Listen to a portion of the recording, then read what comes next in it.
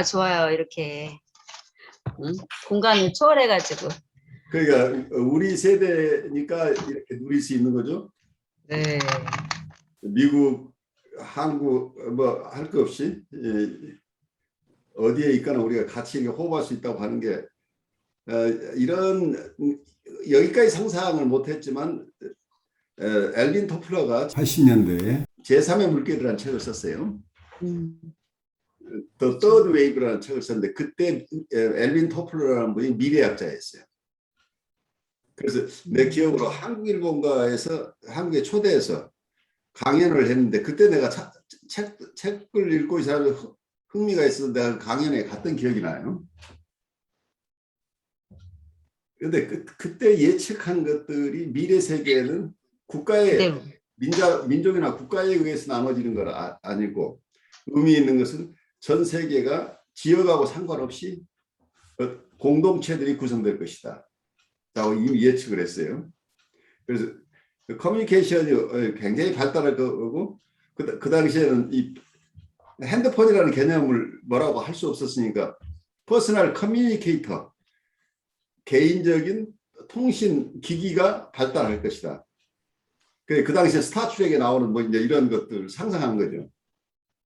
근데 그래서 사람들이 지역에 상관없이 공동 관심을 가진 사람들끼리의 공동체가 발달할 거기 때문에 국가의 기능들이 굉장히 약화될 것이다 라고 봤어요. 그런데 그 예측은 지금 맞아지고 있죠. 국가라는 게 있죠. 그 기능을 하고 있지만 그 국가가 사람들 전부 규율하는 건 아니죠. 우리가 이렇게 공동체에서 모여서 서로 얘기를 나눌 수 있고 같은 관심을 가지고 같은 분야의 경험을 나누고 함께 공부하고 하는 것 자체가 어떤 면에서는 60년대나 70년대에서는 이게 공상 만화에서 볼 수 있는 그런 상황, 그런 퓨처리스트들, 그런 미래학자들이 쓴 얘기를 사람들이 믿거나 말거나 정도로 치부했었는데 그런 세계가 도래했죠. 굉장히 생각보다 훨씬 빠른 속도로 이게 진행되어 왔었는데 어쩌면 내가 여러 분야에 관심을 가질 수 있었던 것도 어쩌면 이제 엘빈 토플러의 영향을 나도 꽤 받았던 것 같아요. 그래서 지금 우리가 줌으로 수업을 하고 있지만 줌 이전에는 스카이프를 주로 썼었죠. 네. 스카이프를 통해서 한국의 학생들을 가르치는 게 그 당시에는 PIP라고 했었는데 지금 한국에 있는 ICP 임상정신분석연구소에서 그런 시도들을 최초로 했던 것으로 기억이 돼요. 우리 교과서의 두 번째 장 추론과 해석. 이 장이 우리가 1장에서는 Psychic Conflict and the Analyst Task라는 첫 장을 공부했는데 정신분석 기법과 정신적 갈등에 대한 굉장히 중요한 얘기를 했어요. 그런데 이번 장에서는 Conjecture and Interpretation 이라는 제목인데 우리말로 해석한 게 추론과 해석이라고 하고 있어요. 컨젝처를 추론이라고 번역했는데 적절한 용어 같아요. 어쩌면 비슷한 용어로 쓴다면 가설이라고 할까요? 가설과 해석. 근데 추론이 더 적합할 것 같아요. 어쨌든 이 용어 자체는 찰스 브렌너가 독특하게 정의한 거예요. 그래서 지금까지 해석이라는 용어 속에 담겨 있는 내용을 조금 더 세분해서 우선 해석 안에 추론이라는 과정을 명백하게 밝히고 추론과 해석을 분리해냈다고 하는 거가 어떤 개념을 새로 세우면서 이게 임상적으로 굉장히 중요한 의미를 가지고 있어요. 그러니까 해석을 한다 안 한다 하는 개념들을 가지고 있는데 어떤 정신분석학파는 해석을 중심으로 치료를 한다. 어떤 보더라인 환자나 사이카틱한 환자들을 다루는 현대정신분석에서는 해석을 우선적으로 하지 않고 정서적인 커뮤니케이션 중심으로 한다. 이럴 때 얘기할 때 그 해석이라는 개념은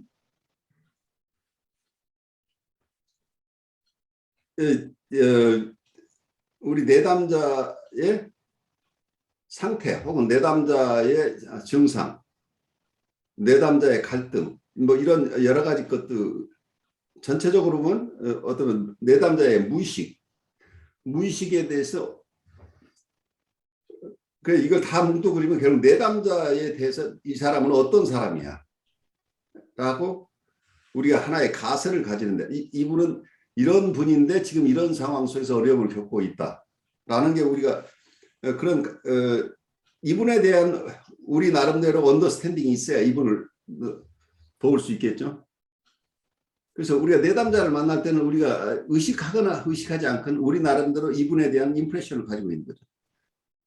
내가 이분을 안 만나더라도 이분에 대해 생각할 때는 이분은 이런 분이야. 그런데 이분이 내가 생각하기에는 왜 이렇게 힘들게 직장에 가면 꼭 누구하고 다투어서 3, 4개월 되면 직장을 옮겨야 되고 또 다른 데 가서 비슷한 상황을 만나고 이런 것들은 이분이 어떤 마음속에 갈등이 있어서 이걸 견뎌내지 못하는가. 그래서 견디는 방법은 결국은 스스로 그런 갈등으로부터 오는 여러 가지 불편함, 불안이나 우울이나 이런 걸 견디는 수 없으면 이분이 포기하고 그걸 방어하는 수단으로 그걸 더 만나지 않기 위한 수단으로 철수해버리는 이런 상황들이 계속 반복되는데 이러한 반복적인 실패가 어디에서 오는가 이런 여러 가지 이분에 대한 언더스탠딩들을 우리가 가질 수 있겠죠. 이런 언더스탠딩 이분에 대한 내 나름대로의 하나의 가설을 가지고 이분을 돌볼 수 있는 거죠. 근데 이분에 대해서는 나는 아무런 이해가 없이 이분을 만나는 것은 이상적이긴 하지만 그렇게 될 수는 없겠죠. 우리가 임상에서 이런 우리가 가진 이분에 대한 언더스탠딩을 내려놓고 편견 없이 이분을 만나라고 하는 비혼의 얘기는 우리 임상적으로 우리의 태도를 얘기하는 거지. 실제 우리는 이분에 대한 언더스탠딩을 계속 빌드업해 가고 있는 거죠. 한쪽에서. 계속해서 이분에 대한 언더스탠딩이 넓어지면서 이분을 도와가는 과정이죠. 그렇지만 이거 자체는 비혼의 얘기 중에 굉장히 재미있는 얘기, 이발빙 오라는 개념을 썼죠. 진화하는 오라는 오를 absolute truth, 절대적인 진리라는 용어를 쓰면서 어쩌다가 우리가 인카운터 하지만 계속해서 만날 수는 없는 거다. 이제 이런 개념을 가지고 있는데 이 오에 대한 해석은 굉장히 다양하게 얘기를 하지만 정신분석적으로 얘기를 한다면 이 사람의 true self라고 그냥 얘기를 해본다면 이분의 true self를 우리가 어쩌다가 인카운터 할 수 있는데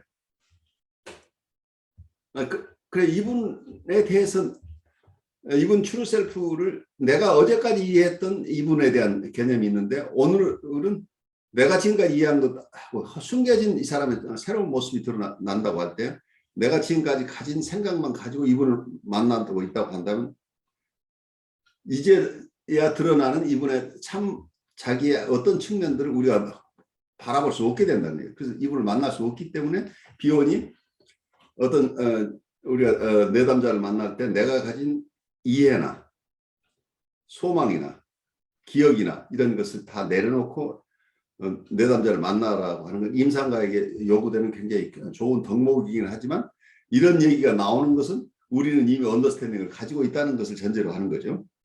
우리가 가진 언더스탠딩을 내려놓으면서 보라고 하는 이제 그런 얘기는 이미 우리는 이분들에 대한 언더스탠딩을 배경으로 계속해서 이분을 돌보고 있다는 것을 전제로 하는 거기 때문에 어떤 갈등 같지만 모순 같지만 사실은 두 가지 측면이 다 필요한 것들이죠.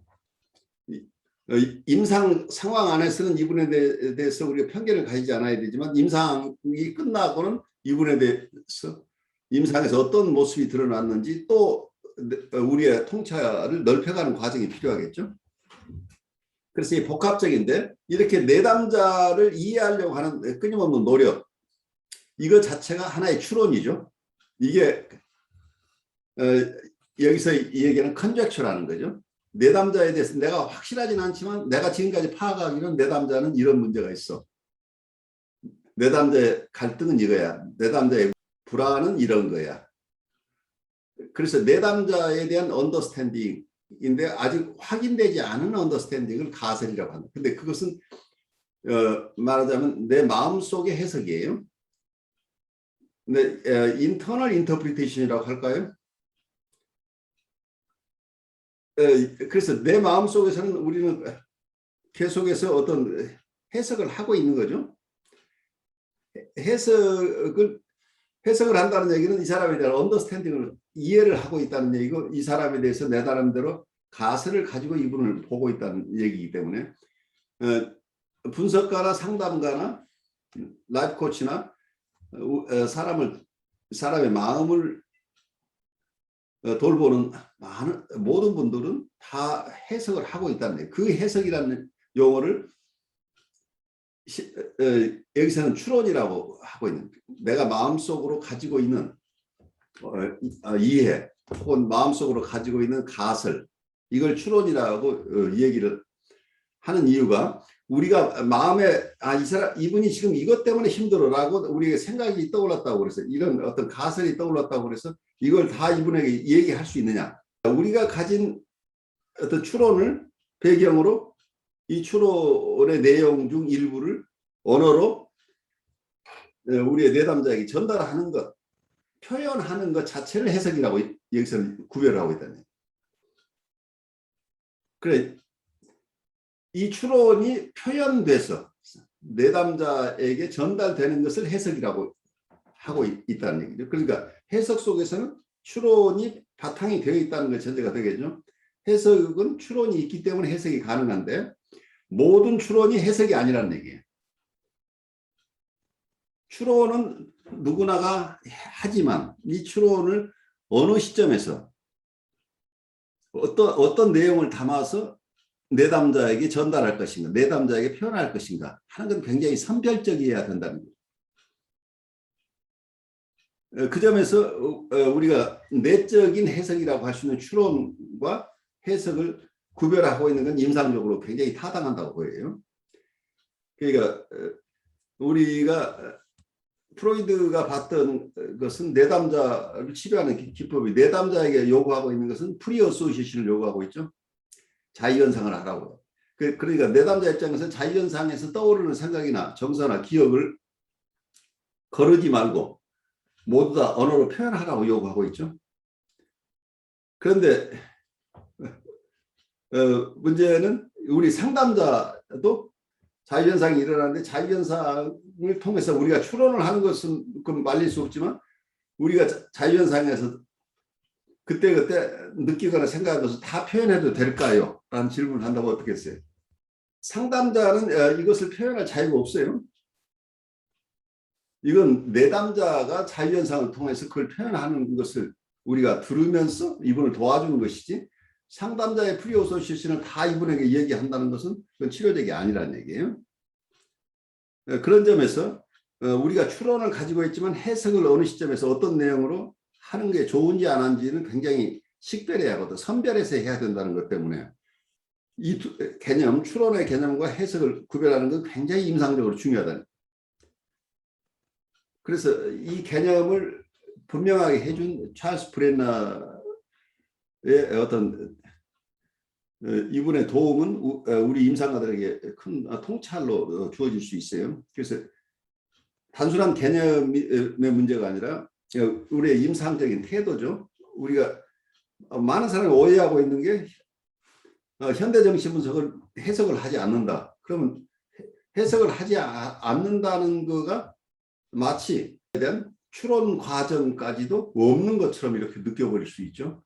분석을 한다고 상담을 한다고 하는 건 끊임없이 우리는 이번에 대한 언더스탠딩을 넓혀가는 과정이기 때문에 추론을 끊임없이 추구하는 거다. 이 추론이라는 말을 넓은 의미의 해석으로 얘기를 한다면 보통 분들은 추론과 해석을 구별하지 않기 때문에 그냥 해석이라고 하는 거죠. 이 추론까지는 일반적으로는. 그렇다면 현대정신분석 하시는 분은 해석을 안 한다는 말은 어폐가 있고 틀린 말이라는 얘기예요. 모든 분석가는 다 해석을 하는 사람이다. 해석을 하는데 상담자가 내담자에게 표현했을 때 이걸 그냥 외부적으로 표현된 추론이죠. 이럴 경우에 해석이라고 의미를 엄격하게 제한해서 얘기를 할 때는 그게 맞아요. 전통적인 정신분석에서는 해석을 중심으로 치료를 하지만 현대 정신분석에서는 해석이 가능한 경우는 해석도 하지만 보통은 이모셔널 커뮤니케이션 중심으로 치료를 한다고 할 때 해석을 많이 안 한다고 하는 이 해석이라는 개념 아주 좁은 의미의 해석이라는 얘기죠. 언어로 표현된 해석을 안 한다는 거지. 그렇다고 이 추론 과정 내담자를 이해하려고 하는 치열한 노력 자체를 안 한다는 얘기가 아니라는 얘기죠. 그래서 여러분이 보드라인 환자나 사이카틱한 환자를 볼 때도 끊임없이 이분을 이해하기 위한 우리의 내적인 노력, 내적인 해석은 계속돼야 된다는 거예요. 그래서 이 두 가지 점을 분명하게 지금 밝히고 있는 게 이 논문이에요. 이 챕터가 그래서 제가 임상을 하면서 굉장히 도움을 받은 챕터예요. 이런 개념을 우리가 머리없이 알고 있지만 이렇게 명료하게 개념을 정리하는 능력이 찰스 브렌너에게 있어요. 그래서 이분 얘기를 딱 한번 들으면 다시 돌아갈 수 없을 만큼 명료해지는 거예요. 제 얘기 들으면서 여러분이 느낀 거 조금 나누고 가죠. 어떤 내담자의 어떤 걸 보고 가설을 떠오르고 그것을 이제 내담자에게 전달한다는 거, 다른 말로 해석한다는 것들에 대한 것이 참 어려운 것 같아요. 그렇죠. 어떻게 보면 그들과 상호관계에서 일어나는 여러 가지 역동이나 이모셔널한 것들을 이렇게 감지하면서 이제 계속 추적하면서 가야 되는 거잖아요. 근데 그것도 어렵고 또 하나는 그런데 계속 이해하려는 태도를 그러니까 이것을 그러니까 조율을 하려면 이해하는 과정을 넓히면서 가야 되는 것 같아요. 만약 자칫하면 이해하는 과정을 놓치게 되면은 상담자가 불러일으켜는 그게 자기 전인지도 모르고 갑자기 딱 나올 때가 저도 가끔씩 그런 실수를 범할 때가 꽤 있었거든요. 그래서 그런 것들을 조금 예, 조율하면서 가야 되는 거. 근데 좀 어렵다는 거. 굉장히 어려워. 어려워요. 이거 자체가 어쩌면 정신분석 전부예요. 어쩌면 추론과 해석을 다 이해한다고 한다면 그러니까 해석을 어떻게 할 것인가, 어떤 내용으로 할 것인가와 어떨 때는 해석을 하지 않아야 되는가. 그렇지만 추론은 끊임없이 하지만 해석을 안 하는 대신에 그럼 해석을 안 하면서 어떻게 치료할 것인가. 해석 이외의 치료 기법은 무엇인가 하는 아주 중요한 지점을 우리가 만나게 되는 거죠. 추론과 해석이 같지 않다고 한다면 해석으로 커버되는 부분과 해석이 커버하지 않는 추론된 내용 중에 해석으로 커버해서 전달하는 부분이 있다고 한다면 그 나머지 부분은 어떻게 할 것인가 하는 것들이 치료 기법으로서 굉장히 중요한 의미를 가질 수 있겠죠. 우리 남선생님도 조금 나누시고 가시겠어요?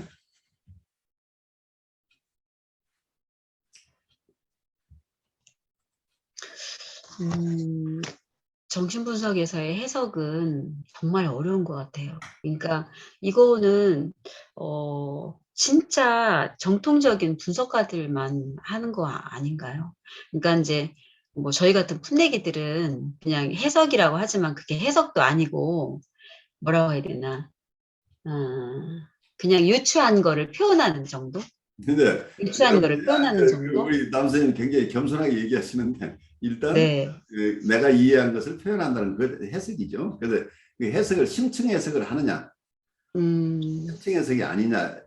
그 전통적으로는 그 무의식에 대한 세계를 꼭 해석해야 될. 그리고 많은 경우에 우리가 어린 시절에 있었던 어떤 경험들과 연결해서 무의식을 해석해야 되는 이런 깊은 해석들을 생각하니까 그것만 해석이라고 생각하고 우리는 영원히 해석을 못할 것 같은 어떤 좌절을 느끼는데 사실은 지금 내가 이분에게 가지고 있는 추론을 어느 정도 선에서 얘기하는 게 도움이 될 것인가는 꼭 심층 해석이 도움이 되는 게 아니에요.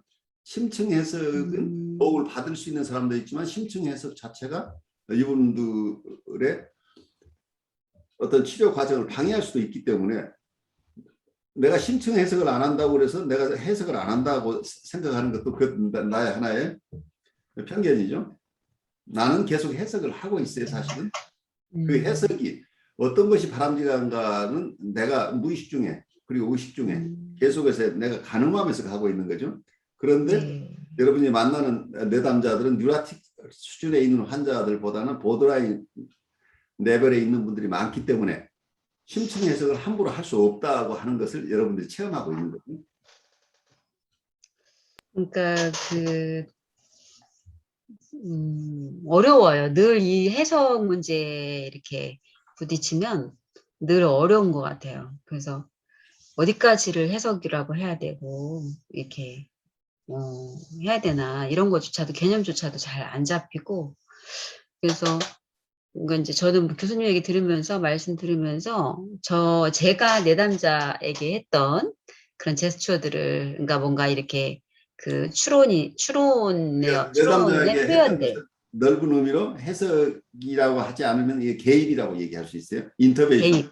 개입. 개입 속에는 다양한 것이 있을 수 있는데 그 중에 하나가 해석이다. 이렇게 이해하면 나는 계속해서 개입을 하고 있는 네. 거, 개입을 하고 있는데 그 중에 해석 포션으로 볼 수 있는 것과 어떤 경우에 조이닝이나 미러이닝이나 어쩌면 대상을 향한 질문이나 이런 여러 가지 내 치료 기법을 사용하고 있는 거예요. 그 중에 네. 핵심을 지금 보고 있는 거죠. 그래서 그러니까 뭔가 그거를 참 이게 그러니까 이제 내가 생각하고 추론한 바를 섣불리 얘기하는 거를 참 조심해야 되겠다라는 생각은 많이 해요. 네. 그러니까 근데 그거를 또 조심하면서 가는 게 또 어려워요. 또 어렵죠. 네, 그게 인내가 필요하고 이제 뭔가 기다림이 필요하고 이제 그렇더라고요. 그래서 그런 부분들이 참 시기적절하게 이렇게 해석적으로 개입한다라는 거가 참 저도 성유심 선생님 말씀하셨던 것처럼 네, 늘 어렵다고 생각되는 부분이에요. 그래요. 어쩌면 우리가 네. 정신분석 과정이 끊임없이 거기에 대한 분석가로서는 어떤 갈등 구조예요. 어떤 걸 얘기해주고 싶은데 이게 받아들일지 안 받아들일지.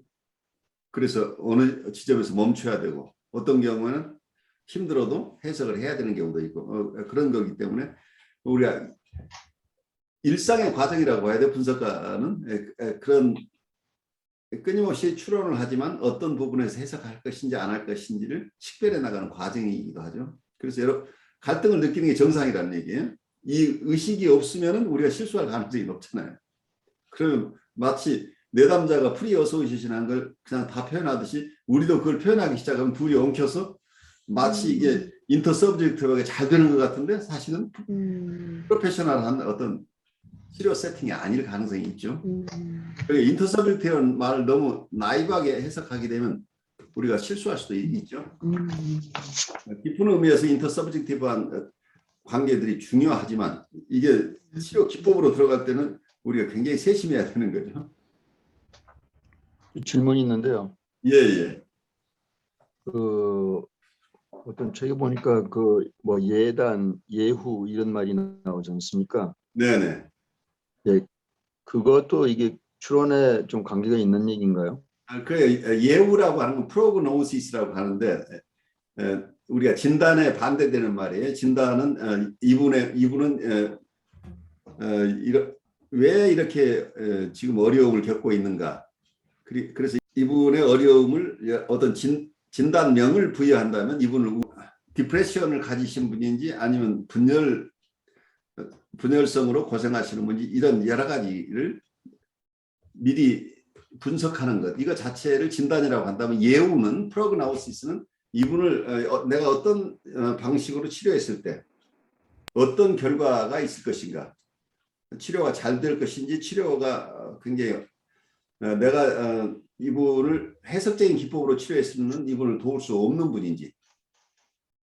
그래서 치료의 결과에 대한 예측을 예후라고 프로그노시스라고 하죠. 그래서 이건 해석하고는 조금 다른 개념이죠.